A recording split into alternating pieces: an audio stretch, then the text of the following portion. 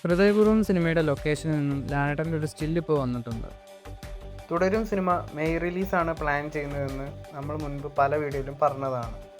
May first വീക്കിൽ, അതായത് May 2-ാം തീയതി തുടരും സിനിമയുടെ തിയേറ്ററിക്കൽ റിലീസ് ഉണ്ടാകുമെന്നാണ് ഇപ്പോൾ വരുന്ന റിപ്പോർട്ടുകൾ പ്രകാരം മനസ്സിലാവുന്നത്. തുടരും സിനിമയുടെ ആദ്യ ഗാനമൊക്കെ വൻ വൈറലായതാണ്. ഇനി സിനിമയുടെ അടുത്ത അപ്ഡേറ്റ് ആയിട്ട് വരാൻ പോകുന്നത് മിക്കവാറും സിനിമയുടെ ടീസറോ ട്രെയിലറോ ആയിരിക്കാം.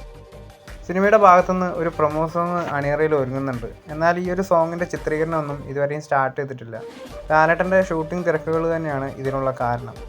എന്തായാലും ഉടനെ തന്നെ ഈ ഒരു പ്രൊമോ സോങ്ങിൻ്റെ ഷൂട്ടിംഗ് ഉണ്ടാകും. ലാലേട്ടനും ശോഭനയുമാണ് ഈ ഒരു പ്രൊമോ സോങ്ങിൽ അഭിനയിക്കുന്നത്.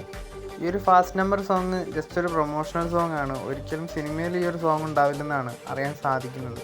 സിനിമയുടെ എൻഡ് ക്രെഡിറ്റ്സിൽ ഈ ഒരു സോങ് കാണിക്കാനുള്ള സാധ്യത കൂടുതലാണ്. എന്തായാലും കാത്തിരിക്കും.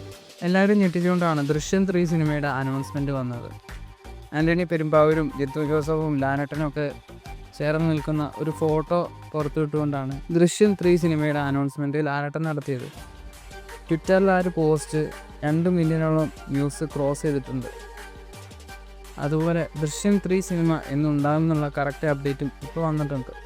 അതായത് 2026 ദൃശ്യം 3 സിനിമയുടെ ഷൂട്ടിങ്ങും റിലീസും ഉണ്ടാവുക എന്നുള്ളൊരു അപ്ഡേറ്റാണ് ഇപ്പോൾ വരുന്നത്.